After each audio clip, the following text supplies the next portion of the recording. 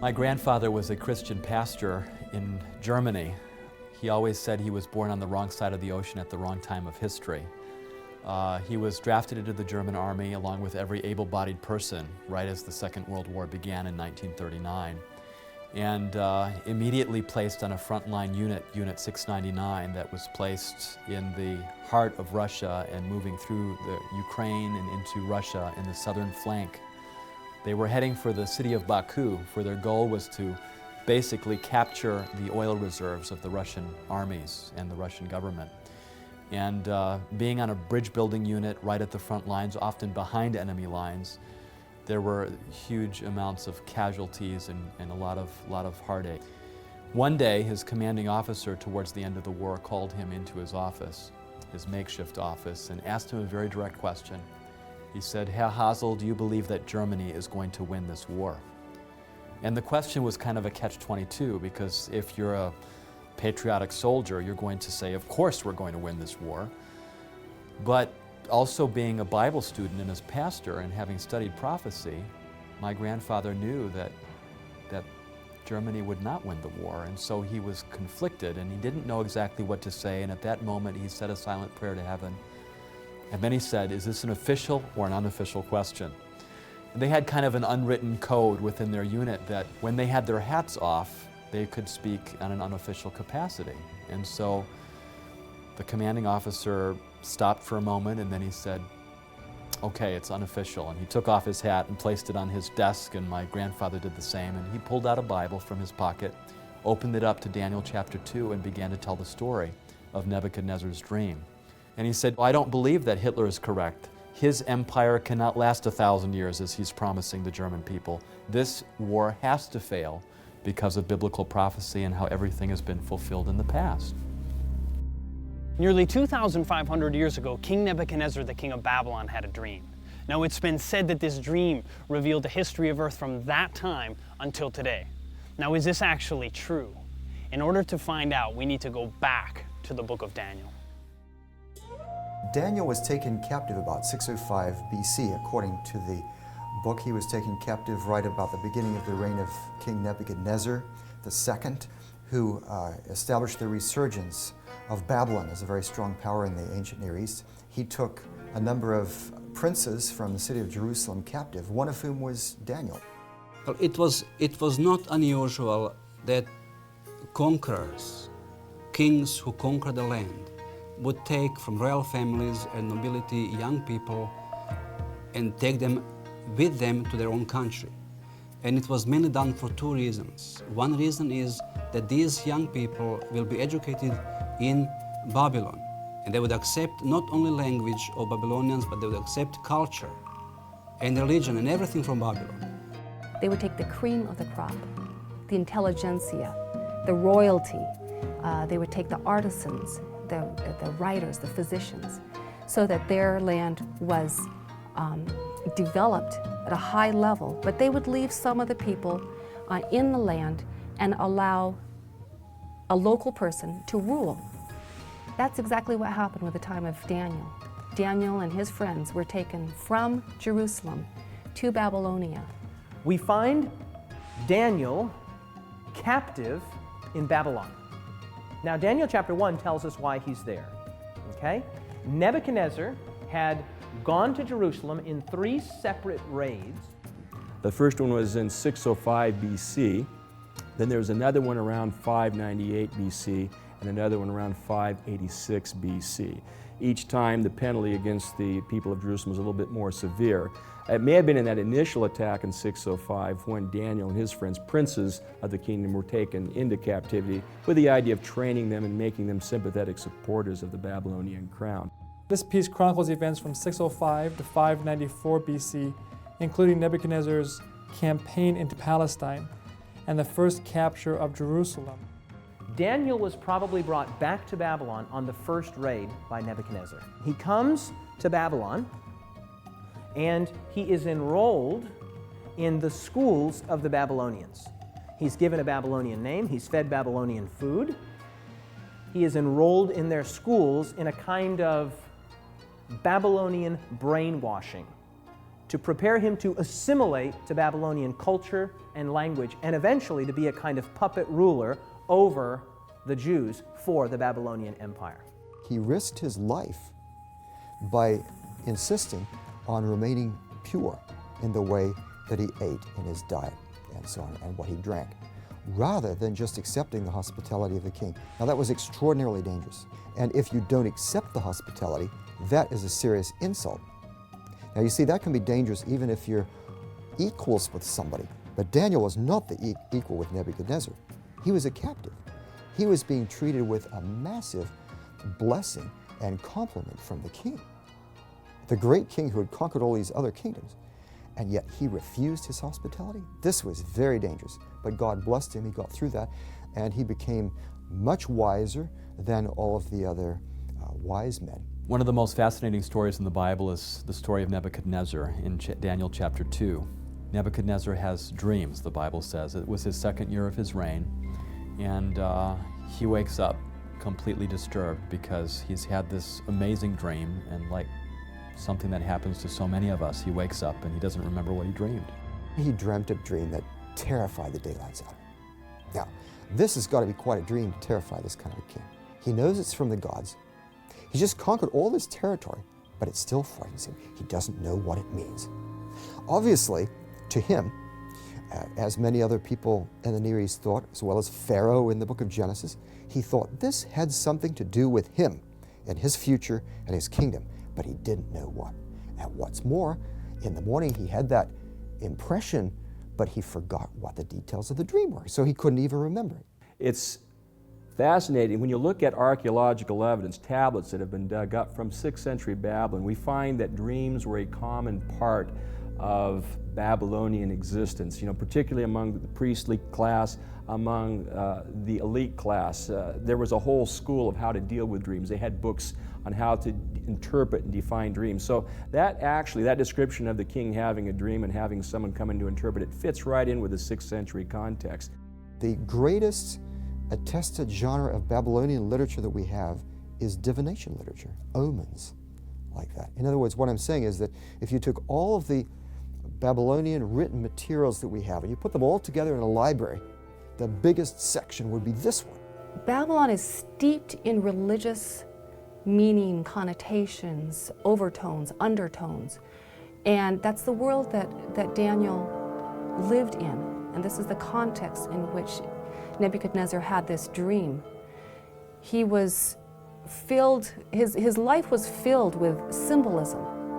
And so for him to have received a dream that was so symbolic would have really meant something significant to him. He would have realized this is more than just a strange dream. It has meaning.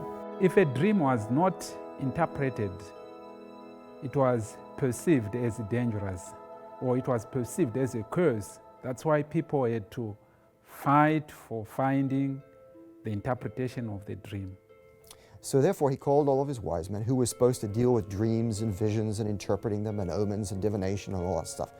And they were the ones who knew about the gods and how to get in touch with them. So he calls them all together. For some reason, Daniel wasn't there. We don't know exactly why.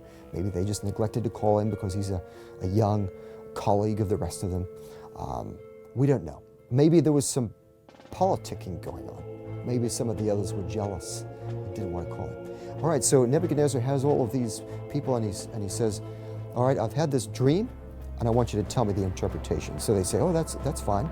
We're in that business. Tell us the dream. Oh no, I don't remember the dream. You're going to tell me what the dream is. And he goes so far as to say, I have decided firmly, if you do not tell me what my dream was and interpret it, I will have you cut into pieces and your houses turned into piles of rubble. He is demanding of these wise men that they tell the king the content of the dream. And they get upset. They know they're going to die if they don't do this. And so they're really working hard against this. And you know what they do? They say, as it says there in Daniel 2:44, he says, now wait a minute, king. They're fighting for their lives now. There is no king on earth that would ever ask such a difficult question. The king basically says, I'm not going to be persuaded by your time-saving tactics. Okay? If you tell me what the dream is, then I can have confidence in your interpretation. I don't remember what the dream was, and that's what I need you to do for me. After all, you're the magicians, you're the astrologers, you're the soothsayers. Tell me the dream. They were paid, they were enrolled, they were on the divine payroll for the purpose of knowing what others didn't know. They had access to secret information, and so it was reasonable for the king to ask this. And so the king decides that he's going to have them all killed. All of his top advisors, all of his magicians, astrologers, his sorcerers, his enchanters, and the story or the decree comes to Daniel and his 3 friends. And they began killing the wise men, and they sought Daniel and his companions to kill them. Now, Daniel, as we've already said, had gone through the schooling of the Babylonians. And so he was apparently numbered with the wise men. He was numbered with those that were being killed. As the story unfolds, one of the king's guards arrives at Daniel's house for the purpose of executing him. That must have been awkward, right? Knock, knock, knock. Hello, what can I do for you? Daniel? Yes, I'm here to kill you. He answered and said to Arioch, the king's captain, "Why is the decree from the king so urgent? What's going on here? Why all the haste? Why all of the urgency?" Then Arioch made the decision known to Daniel. He must have said something like, "Well, listen, the king's had a dream. He can't remember the dream, but he knows it's important. He has an anxiety associated with this dream." So Daniel went in and asked the king to give him time that he might tell the king the interpretation. Instead of fearing for their lives, they decide to have a prayer time together. And Daniel asks, and his friends ask, that the Lord would give them not only the interpretation of the dream, but the dream as well. And so the first word of verse 19, then the secret was revealed. What do you mean then? Well, after he prayed, after he asked. So Daniel at this point is rushed into the presence of the king. And then Daniel explains to the king the dream. It's interesting, though, what Daniel says at the beginning. He says to the king, "No wise man, enchanter, magician, or diviner can explain to the king the mystery he has asked about it, but there is a God in heaven who reveals mysteries, and he has shown King Nebuchadnezzar what will happen in days to come." I can just imagine when Daniel came in and the king said, was surprised, "Can you tell me the content of my dream?" And Daniel said, "I cannot tell you the dream because of my wisdom, but there's a God who reveals secrets." And the king was listening because that sounds good, but he hadn't heard the content of the dream yet. Because remember, the king doesn't recall the dream. But you can be sure that if he starts to hear it, you know how that is when you can't quite remember something and someone says, "Oh, is it this, is it this?" "Oh, yeah, that's it." Okay? So he's waiting with bated breath. What will the dream be? And then Daniel said, "O king." Yes, the king said, "That's right, I'm king." "O king, you looked and saw." "Yes, I saw." Now what did I see? I can just see the king leaning forward in his chair. And then Daniel says, "O king, you saw an image." And as soon as Daniel had uttered that one word, image, he had won the day. Verse 31, "You, O king, were watching, and behold, a great image. This great image, whose splendor was excellent, stood before you, and its form was awesome. This image's head was of fine gold, and its chest and arms of silver, its belly and thighs of bronze, its legs of iron, its feet partly of iron and partly of clay. You watched while a stone was cut out without hands, which struck the image on its feet of iron and clay, and broke them in pieces. Then the iron, the clay, the bronze, the silver, the gold were crushed together and became like chaff from the summer threshing floors. The wind carried them away so that no trace of them was found, and the stone that struck the image became a great mountain and filled the whole earth." So here he describes a great metal man, okay? The head of gold, the chest and arms of silver, the belly and thighs of bronze, the legs of iron, and the feet partly of iron and partly of clay, okay? Very simple, a statue, an image, an idol.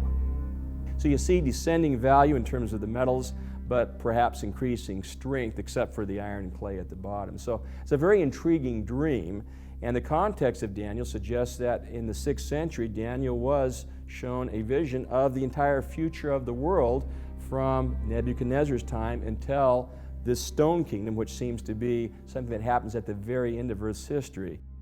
But he goes on to explain not only what the king dreamed, this image with a head of gold and arms and chest of silver and thighs of brass and bronze and legs of iron and feet of iron mixed with clay, but he goes on to tell the king what those things represent.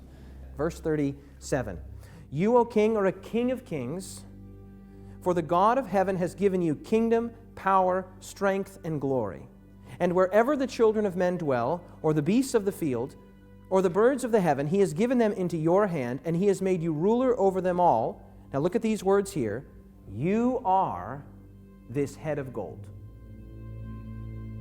Okay? No need to wonder, no need to question, no need to guess. Daniel says it.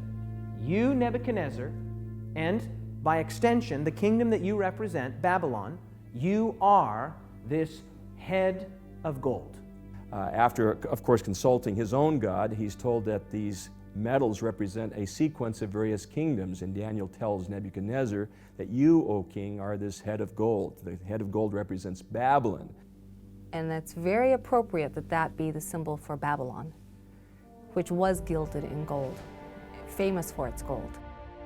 Babylon was one of the most spectacular cities of the ancient world. If you look at the size of Babylon, it was larger than Rome, larger than Athens. It was just an enormous city that was situated just about 25 miles south of Baghdad in modern Iraq. Historians tell us that there was more gold in Babylon, and probably they're using hyperbole, but you can get a feel for the richness of ancient Babylon, that there was more gold in Babylon than there was dust. It was the great golden kingdom of antiquity. Excavations that have taken place there beginning in 1899 by the Germans have revealed a city that was surrounded by triple walls. The walls of Babylon consisted of actually two systems of walls. And they surrounded the city, and these two systems, each one consisted of 3 separate walls. So you had a total of 6 walls surrounding the whole city. It was massive. This brick is actually a brick from the walls of Babylon. Every brick made during the reign of Nebuchadnezzar was stamped with his name in it. There were over 200 pagan temples. The famous ziggurat, of course, was the central temple, and many gods were worshipped. Nebuchadnezzar built many altars, temples, sanctuaries, and it was a very polytheistic society, a very sophisticated society. The literature and the language was something that, at that time, the Akkadian language was basically the lingua franca of the world, like English is today. Anyone doing commerce, anyone doing any kind of diplomatic relations would be communicating in that language. And so the Babylonian Empire not only spread, but it was very influential as well. Nebuchadnezzar didn't like the idea that he was only the head of gold. He wanted to be the whole thing. And so he set up a great image of gold where the whole thing was of gold in Daniel chapter 3, the very next chapter, and he had a lot of his people bow down and worship. Now, William Shea has pointed out that this was possibly a time of conflict in the empire when there was some possible disloyalty to Nebuchadnezzar going on, so he was having everyone pledge loyalty to him. When you read the document coming from Babylon, we discover that in about 10th year of his reign, a rebellion broke out. And rebellion was so severe at one point in his court that the text says that he had to take his own sword and defend his own life. Fortunately, soldiers came in and he was able to survive this rebellion. And of course, those involved were punished, executed. But the problem was Nebuchadnezzar did not know who else was involved in this rebellion, in this plot. So he is asking that court officials would pledge new allegiance to him. And he is bringing the people into the Babylon just to make sure that they understand that they have to be obedient to him, they have to accept him as sovereign king and ruler. Now this comes very, very close to the events of chapter 3, where we do have the statue he built and people who were there were supposed to bow down and pay respect. We have a list on the tablet mentioning about 100 names of the people who were invited to Babylon to pledge these new allegiance. And among these names, there are 3 names which are very similar to those 3 young men that we read in the Bible, in the book of Daniel chapter 3, they did not bow down. Shadrach, Meshach, and Abednego. Shadrach, Meshach, and Abednego were nobility. They were friends of Daniel. They were part of the upper elite society of Jerusalem, and all 3 of them with Daniel were taken as captives to be trained in Nebuchadnezzar's court. Those who don't bow down, which are the friends of Daniel, he has them thrown into a fiery furnace and heated up very hot. It's like a brick kiln. Nobody could survive anywhere near it. In fact, the people that threw them in were killed. But the fact that the whole image is of gold really shows that Nebuchadnezzar is rebelling against the vision of Daniel chapter 2. He's not accepting that God is just allowing him to be the head of gold. He wants to be the whole thing and go to the end and reign forever. And so he has some hard lessons to learn. Because in Nebuchadnezzar's mind, Babylon is not a temporary kingdom. Babylon is the apex of all kingdoms. It is the unending kingdom. And so Daniel says to Nebuchadnezzar, "You are this head of gold." Nebuchadnezzar must have loved that. But he didn't love what came next. Take a look at verse 39. "But after you shall arise another kingdom, inferior to yours, then a third kingdom of bronze, which shall bear rule over all the earth." Nebuchadnezzar was listening to that and probably didn't like it, but he heard in Daniel chapter 2, 39, that after you, that's after you, Nebuchadnezzar, after the Babylonian kingdom, another kingdom will come. Now, I'm sure that Nebuchadnezzar did not like those 2 words there, after you. But Daniel says, after you, another kingdom will arise, and then a third kingdom of bronze. So now you get a feel for what the interpretation of the dream is. The gold represents Babylon. After that, the silver represents another kingdom, and then a third kingdom of bronze, and then that critical phrase there, which shall bear rule over all the earth. Now, here's a critical thing to understand. That phrase, which shall bear rule over all the earth, lets you know that these are not mere regional or tribal powers. These are world-ruling entities, world-ruling powers. Babylon was the greatest nation of antiquity up to that point. But Babylon would be succeeded by another kingdom. Well, the conquest of Babylon is rather interesting. The Persians come up to the city and they surround the city. Of course, from the book of Daniel's perspective, Belshazzar the king is trapped in there with his nobility, and they feel quite safe. The walls of Babylon were very sturdy, very strong. Belshazzar knows that Cyrus is invading, that he's approaching, but he's not afraid. Babylon is invincible. It's got the walls around the city, it's got canals, it's got moats, and it's safe. One of the key features of the city of Babylon was that the Euphrates River ran through the city. That was a source of water for the inhabitants of the city, and you couldn't just break into the city. The gates were very well constructed, and the river itself, there were special barred gates that came down into the river, making it impossible for anyone to sneak into the city through the river course. And Babylon, in fact, was under the rule of Belshazzar when it fell, on the night that it fell, according to Daniel chapter 5, when the armies of Cyrus under this general came and they got into the walls, and the Greek historian refers to the idea that, in fact, the armies of Cyrus diverted the waters of the river Euphrates. The Persians were able to divert the water by building a canal upstream and diverting the course of the river so that the water level going through the city actually dropped very low, and the Persian soldiers were able to slip underneath the water gate into the city itself, while the guards and other people of Babylon apparently were partying at Belshazzar's last party, and they were able to go in and take over the city that way. Once you break into the city, open up the rest of the gates, and the Persian army can race in and take over. Belshazzar gets reports that cities are falling. So is he celebrating because he feels secure? That's what many say. Is he celebrating to drown out the fact that he knows the empire is about to fall? That's what some say. In any case, he's feasting, and he brings out the beautiful goblets and vessels that were in storage from the Israelites' sanctuary, from Solomon's temple. And they're feasting. And they get very drunk, and then they see this writing on the wall. Belshazzar is terrified of what's going on, of what he sees, and he calls for Daniel, and Daniel interprets this for him. It is a matter of time, a matter of hours before the empire is about to fall. Babylon was the greatest nation of antiquity up to that point. But Babylon would be succeeded by another kingdom, and that kingdom would be succeeded by still another kingdom. Each of these medals representing a kingdom and then a subsequent kingdom. Okay? Babylon conquered by Medo-Persia. The Medo-Persian Empire being represented by the silver, the chest and arms.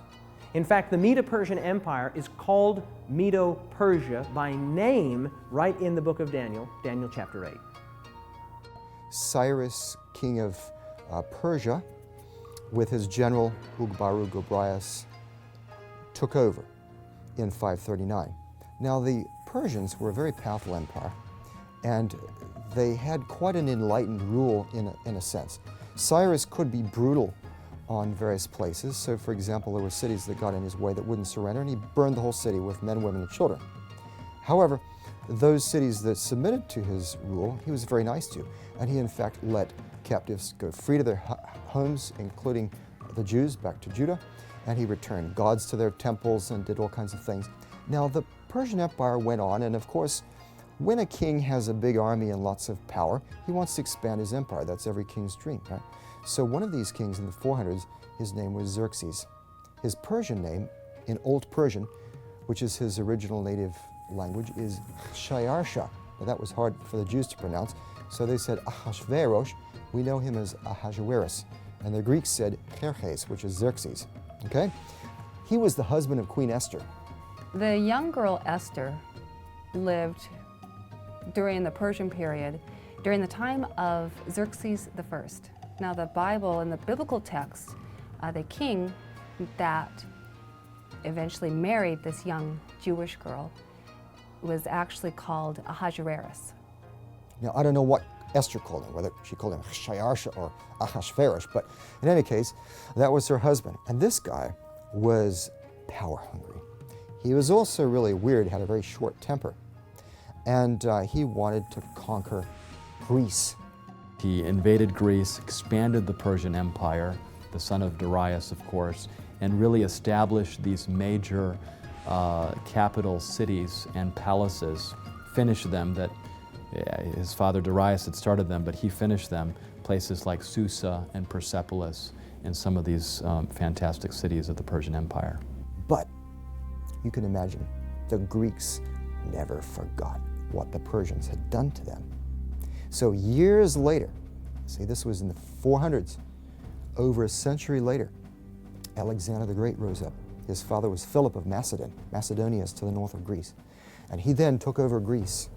And the Greeks and the Macedonians had not forgotten what the Persians did, and they wanted revenge. And so they all got behind Alexander, and he went over and he defeated the main Persian army in 3 great battles, Issus, Granicus, and Arbela, in the 330s, captured Darius III, the last king. The Greeks had been in tension with the Persians for quite some time. There had been several conflicts. The Persians had tried to invade Greece several times. And ultimately, under Alexander the Great, he was able to put a stop to the Persians once and for all in this great battle where he takes on Darius the Persian and wipes out the Persian army. Alexander the Great, 331, on the field of Arbela, a marvelous battle in which, though he was outnumbered significantly, he defeats the Medo-Persian armies. Alexander had assembled a group of infantry and cavalry numbering about 49,000 men. Darius outnumbered him by some estimates by 10 to 1, about 500,000 men, some estimates as high as 1 million. So you can see that Alexander was way outnumbered in that particular battle, but he had developed quite a few tactics, like the phalanx and other tactics from his father that he used very successfully in battle. And at one point in the battle, it got so intense that Darius just turned his horse around and fled, which was a signal for his entire army to do the same. And Alexander basically won battles several times that way, with Darius fleeing. If it had been a different king, if it had been a different time, and perhaps some biblical scholars quote the passage that says that God will strike fear into the hearts of kings. Perhaps this was a divine moment where God was deciding another empire was going to take over. Whatever the case may be, Alexander won when simply on human basis he shouldn't have won. So you see this transition from Babylon to another kingdom, Medo-Persia, to a third kingdom of bronze, which shall bear rule over all the earth. Now we come to the thighs, which are bronze. This is the Greek Empire. That third kingdom is also mentioned exactly in Daniel chapter 8. It's the kingdom of Greece, or as it says in the Bible, Grecia. Okay? So, Babylon, then Medo-Persia, then Greece. In other words, there is no room for interpretation here. It just labels it. So you see, there we have a historical anchor point. We know that Daniel is using these symbols, whether different kinds of metals, parts of a big image, or different animals, to refer to a succession of empires which come up and which particularly dominate the Middle East and the territory of God's people. The Greek Empire is a very apt description for a world empire to succeed the Persian Empire. And again, that's an element Daniel seems to accurately reflect, the succession of empires. Even though Alexander was so powerful, so intelligent, had been trained by the greatest Grecian philosopher, none other than Aristotle. Unfortunately, it turned out that Alexander, while he could conquer kingdoms and stand on top of the world, as it were, could not seem to conquer himself. He had conquered the world, but he wasn't able to conquer his own demons, and he died in Babylon, leaving the empire no clear successor. And 4 of his generals took over: Cassander, Lysimachus, Ptolemy, and Seleucus, who divided up the empire in different parts, which fits perfectly the picture that we have in Daniel chapter 8. So, Babylon, then Medo-Persia, then Greece. Now, watch what happens with the next kingdom. Very interesting, beginning in verse 40.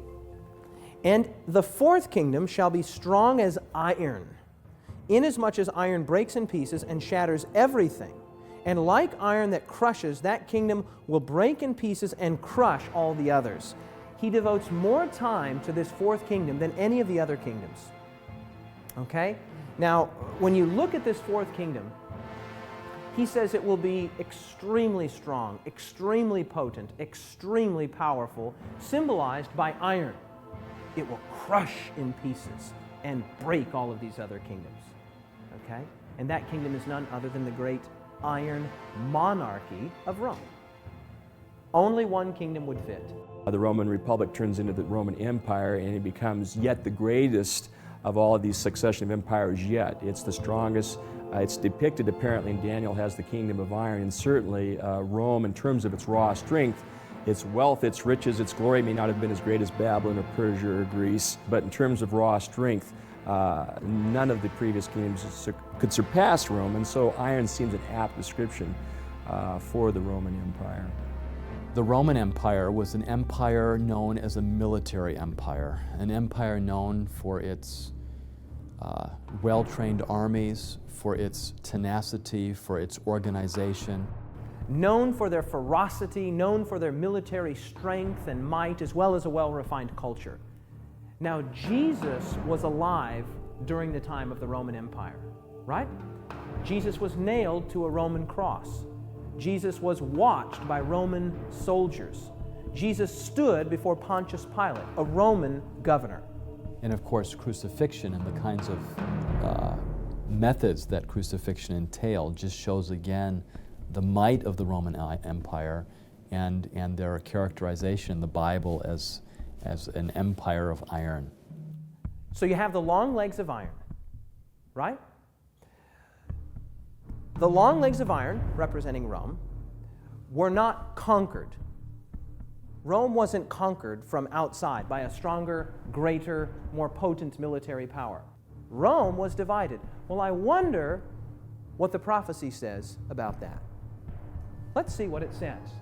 Verse 41. Whereas you saw the feet and toes, partly of potter's clay and partly of iron, look at these 5 words. The kingdom shall be divided. The kingdom shall be what? Divided. The kingdom will be divided. In other words, there will not be a conquering of this 4th iron kingdom, but the division of it. The kingdom will be divided. And the final phase, which is not a kingdom, but it's following Rome, it's a breakup into iron and clay, which don't really mix together. So it's sort of a division of the Roman Empire. In verse 41 it says, just as you saw that the feet and toes were partly of baked clay and partly of iron, so this will be a divided kingdom, yet it will have some of the strength of iron in it, even as you saw iron mixed with clay.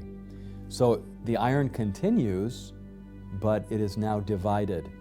And that's precisely what happened in this history of the Roman Empire as it moved from the domination of Rome to the division of Europe. We have a number of tribes, a number of barbaric tribes that come in and begin to cause havoc in the Roman Empire already early on, and then as time goes by, Rome as an empire loses its power.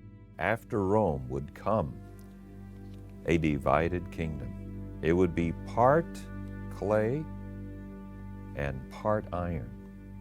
And they would not cleave together. They would not stick together. They would be in the form of a body part, but they would not be a single kingdom. I mean, some of the great men in history, this has been their passion, to bring about a kind of cohesiveness, a kind of unity in Europe, and yet the Bible says it's not going to happen. There were attempts. The story of Daniel seems to have this competing kingdom at the end of iron and clay. And it's interesting when you look at the history of Europe, you see parts of the disintegrating Holy Roman Empire remain strong. And there's different countries will at times emerge with great strength. The Franks will emerge, Charlemagne, through the Middle Ages, different kingdoms seem to come to predominance, but none of them quite are able to hang on to power. And this has been sort of the history of Europe all the way from the disintegration of Rome through the Holy Roman Empire, through the Middle Ages, to the present. I suppose you could suggest Napoleon was one of the more recent examples of trying to unite Europe into one kingdom, like had happened in Roman times or Greek times or Persian or Babylonian times. But he doesn't succeed. It fragments. The rest of the iron and clay join up against him, and the French Empire falls. The prophecy says, and history confirms, that Rome was not conquered from outside, but divided.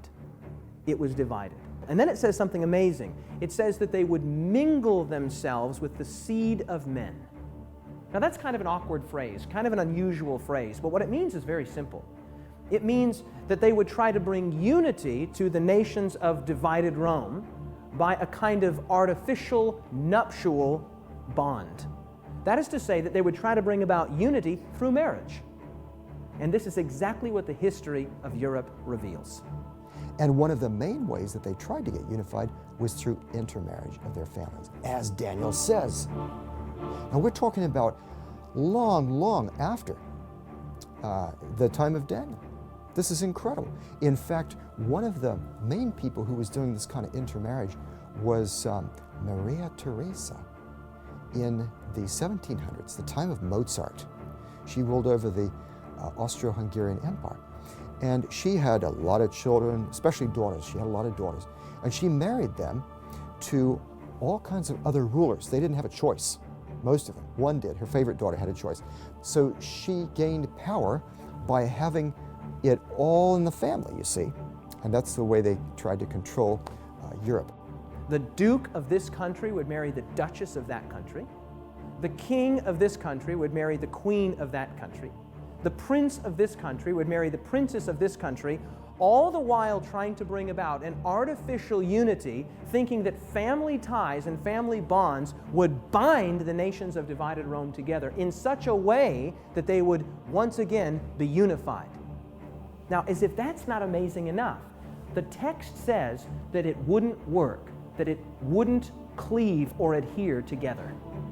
Even though they attempted to have unity through intermarriage, it did not work because the prophecy is sure. These countries will not cleave together, no matter what humans might try. The critic says, too accurate, too precise, must have been written after the division of Rome sometime. Okay? Everybody agrees Daniel is accurate. So the question is, was it written before, with the traditional authorship, 500 to 600 years before the time of Jesus, or was it written sometime after the division of Rome, 500 to 600 years after the time of Jesus? That's the question. From the standpoint of an archaeologist, I would say that we have a lot of new evidence in the last several years that supports the historicity and the accuracy of the book of Daniel. How do we know then that the book of Daniel was in fact written before the events that it describes? Well, one of the pieces of evidence that confirms that is the discovery of the Dead Sea Scrolls in 1947. In those scrolls, which was basically this religious community's library, was found every book from the Old Testament, at least portions of every book from the Old Testament, except the book of Esther. Wait a minute. If portions of every book except the book of Esther were found, what book was found there? Daniel. The Dead Sea Scrolls already have the book of Daniel as a canonical book of Scripture, belonging to the collection of Scripture. And if the book of Daniel was just only produced in the 2nd century, about 165, how would you find so soon after that this book of Daniel included in canonical Scripture? It just doesn't make sense. Now think this through with me. Even secular archaeologists, secular scholars date the Dead Sea Scrolls to 250 to 50 BC. That is to say, somewhere between 250 years before the time of Christ and 50 years before the time of Christ. You tracking with me? Now, if we have the book of Daniel some 200 years or 250 or 150 years before the time of Jesus, then guess what? We have a very good indicator that the traditional date of authorship that is attributed to the book of Daniel, namely 500, 600 BC, is the correct one. So rather than seeing it as a late work that is full of errors, that are not historical or not trustworthy, I think we can say the opposite, that we have enough evidence to favor 6th century dating for the book and the accuracy of the material that's found there. Now watch what happens next in the dream. Verse 34, you watched while a stone was cut out without hands, which struck the image on its feet of iron and clay and broke them in pieces. Then the iron, the clay, the bronze, the silver, the gold were crushed together and became like chaff from the summer threshing floors. The wind carried them away so that no trace of them was found, and the stone that struck the image became a great mountain and filled the whole earth. Nebuchadnezzar believed that God lived in mountains. So God is using his understanding, and he is choosing that the rock is taken from the mountain and sent to destroy the statue. So Nebuchadnezzar would know from the beginning that it is not that other kingdom will come to destroy the kingdoms of the world, but it will be something that comes from God. In this particular context in Daniel, it is precisely a rock being cut without hands. In other words, not something that humans are doing, but something divine that is happening that will establish a kingdom that will last forever, that will take the place of all these other earthly kingdoms. Let's consider who the rock is and what that mountain is that fills the earth. In 1 Corinthians 10:4, we're told that the rock that followed them in the wilderness was Christ. Very interesting. And then in Deuteronomy 33:3 and 4, God calls himself the rock. He sees coming out of from his peripheral, this stone flies through the air and it hits the image, shatters the image. This is Christ. This is the coming of Christ. And then he said, this represents the kingdom of God, which is coming to human history, to intervene, to take over from all of these kingdoms of the world. And then this becomes a great kingdom that fills the whole world, and he reigns forever and ever. Remember with me that the book of Daniel was written some 500 years before the time of Jesus. Okay? 500 years before the time of Jesus. Staggering. I mean, you couldn't tell me what's going to happen in the next 5 minutes, much less the next 5 centuries. Daniel's writing in the time of Babylon, and he foretells, really, if you divide the prophecy up into 7 sections, he really foretells 7 things, okay? He said there would be Babylon and there was Babylon, that's 1. The prophecy says there would be Medo-Persia and there was Medo-Persia, that's 2. The prophecy says there would be Greece and there was Greece, and that's 3. The prophecy says there would be Rome and there was Rome, and that's 4. It says that Rome would be divided, and Rome was divided, that's 5. It says that Rome would continue to be divided despite overtures, both political and marital, to bring a unity, and it is still divided to this day. That's 6. The only thing left to be fulfilled in this prophecy is that stone hitting the image and God establishing his own kingdom, which will never be destroyed. The commanding officer stopped for a moment, and then he said, okay, it's unofficial. And he took off his hat and placed it on his desk, and my grandfather did the same. And he pulled out a Bible from his pocket, opened it up to Daniel chapter 2, and began to tell the story of Nebuchadnezzar's dream. The image with a head of gold and arms and chest of silver and thighs of bronze and legs of iron and feet of iron mixed with clay, and went through the world empires that those represented: Babylon, Medo-Persia, Greece, and Rome. And he said, we're now living down in the period of the disintegration of the Roman Empire after Rome fell, and this is Europe today, and this feet of iron mixed with clay, and just as iron does not mix with clay, that's the time period that we're living in. And so I don't believe that Hitler is correct. His empire cannot last 1,000 years as he's promising the German people. This war has to fail because of biblical prophecy and how everything has been fulfilled in the past. His commanding officer was very thoughtful when the Bible study was over, and then he said, could I see your Bible? I'd like to keep this. And my grandfather said, okay, and he handed over the Bible. And he said, I want you to be here again tomorrow morning at 9 o'clock. You're dismissed. The next day he showed up at 9 o'clock, and only to see that there were 2 other high-ranking officers on either side of his commanding officer. And at that moment, as he walked into the office, he thought, oh no, for sure I've been betrayed. But then his commanding officer took off his hat, told the other 2 officers what their arrangement was, and that everything that would be spoken would be not repeated again, and handed back my grandfather his Bible. And my grandfather opened it up to Daniel 2, as he was told that he would have to tell that Bible study all over again. And so that's what he did. He went through the Bible study, went through each of those medals on that image, and as he went through those medals, he talked about the dates. And every time he mentioned an empire like Babylon and the dates of 605 to 539, he noticed some communication going between his officer and the other 2 officers, kind of imperceptible, but there. And he continued the Bible study and came to the end and said, we are now living in the time period of the feet of iron mixed with clay, and they do not cleave to one another, and for that reason, we will not have a unified European or world empire that's going to last 1,000 years. Hitler's Third Reich cannot last 1,000 years. And as he delivered that message, there was silence in the room. He was dismissed again, and as he was leaving, the commanding officer said, oh, by the way, I should introduce you to the other 2 gentlemen here. And he said, this is a captain, and prior to his time here in the German army and his drafting into the German army, he was a professor of history. And Then he was introduced to the other gentleman too, who had been a professor of history as well in his civilian days, just before the war. He says, both of these men have corroborated all the dates that you provided and the sequence and the history that you've provided here. Thank you very much. Several months later, in May of 1945, the war ended.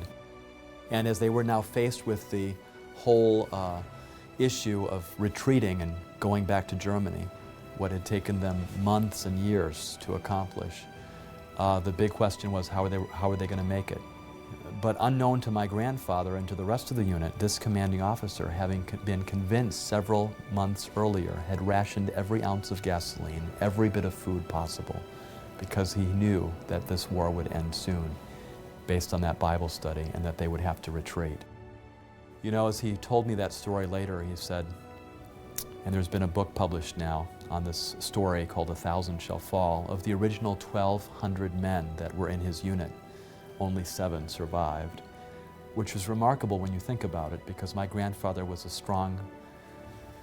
had a strong conviction not to bear arms, and he carried a wooden pistol with him that he had carved while he was in France at the first part of the war, that he carried with him for the rest of the war, and nobody ever knew that, but he wasn't armed the entire time. And my grandfather often said afterwards that he believed that God had really been with him, that he had been protected, and that it was for moments like those when he was able to bear testimony of God's Word and biblical prophecy that had made all the difference for him and for his family and for his life. Before I was exposed to prophecy, Daniel 2, as well as Daniel 7, and other prophecies in Daniel, I was completely disinterested in religion, had no interest. I had no awareness of religion. And so seeing that prophecy played an enormous and determinative role in my personal conversion to Christ and in my present confidence in the Bible. There are 2 things in my mind that make the Bible itself a very relevant and a very real book to me today. The one thing is prophecy that you can see fulfilled over the history of time. The other is, as we do more and more excavations as archaeologists, and we're finding these ancient cities and these ancient civilizations that the Bible talks about, whether it's Babylon or Medo-Persia or Rome or Greece, whatever it is, we're able to tangibly touch the past. We're able to see it in a 3-dimensional way, and the Bible just comes to life in a way that is very powerful. So this detail just gives you the idea that, in fact, there was some great mind behind this who can read the future. Isaiah chapter 46, verse 9, I am God, and there is no other. I am God, he says, and there is none like me. And then he gives us the evidence. What was the evidence that God advanced that he was God? Declaring from ancient times the things that are not yet done. Prophecy.